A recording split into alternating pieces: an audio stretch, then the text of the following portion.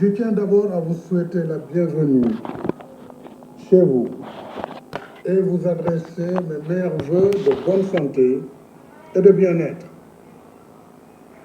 J'espère que vous avez fait un bon vol. En vous recevant dès votre retour, j'ai tenu à vous élever au nom de la nation à la dignité de grand officier dans l'Ordre national du Lion et de Grand Croix pour le colonel Dieng qui avait déjà gravi tous les échelons de l'Ordre national du Lion, et à rendre hommage à tous vos frères d'armes, vivants et défunts. Cette cérémonie est donc un exercice de mémoire en reconnaissance des sacrifices immenses de tous nos anciens combattants pour la défense de la liberté. Elle est aussi un rappel de la longue série d'injustices contre les tirailleurs. Sous les fracas des bombes et dans des paysages étrangers, les tirailleurs ont été de tous les combats, de tous les fronts, de toutes les tranchées. Vous venez de nous en donner un aperçu, cher doyen Diao. Les tirailleurs étaient de la bataille des Marais, de Saint-Gon, de celle de Picardie et d'Artois. Ils étaient des combats de Champagne et de Perpignan, de Dardanelles et de Verdun.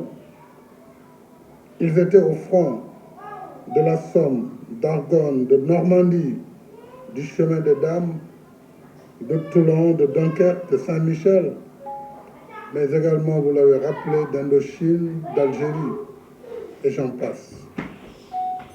Le général de Gaulle ne s'y est pas trompé en disant, je le cite, « Quand ces années terribles, l'Afrique fait le refuge de notre honneur et de notre indépendance. » Aux côtés de leurs frères d'armes européens, les tirailleurs ont en effet vaillamment contribué à écrire dans le sang, la sueur et les larmes, la glorieuse histoire de la libération. Nous rendons hommage à tous les anciens combattants d'Afrique, d'Europe et de tous les continents pour les sacrifices consentis. Mais par devoir de mémoire, nous ne pouvons oublier les injustices à l'encontre de nos tirailleurs.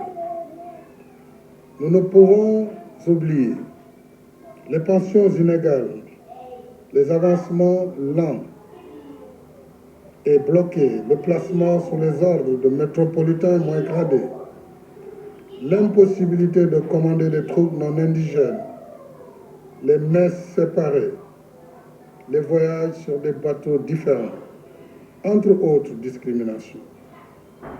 Nous ne pouvons oublier l'horreur des exécutions sommaires au camp de Thiaroye, le 1er décembre 1944. Hélas, c'est cela aussi l'histoire des tirailleurs.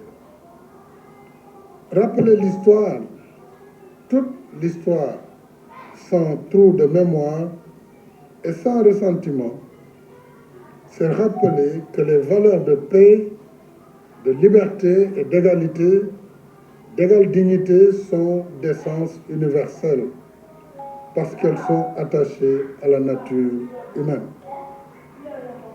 Ainsi, chers anciens combattants, en vous souhaitant la bienvenue, nous célébrons aujourd'hui une injustice réparée parce que vous pouvez enfin vivre chez vous, en famille, et continuer de percevoir l'intégralité de vos pensions. Ce n'est que justice. Je salue cette mesure du président Emmanuel Macron, une mesure qui va dans le sens de l'histoire. Je l'ai eu au téléphone ce samedi, il m'avait annoncé votre arrivée aujourd'hui. Nous tenons à le remercier pour ce geste.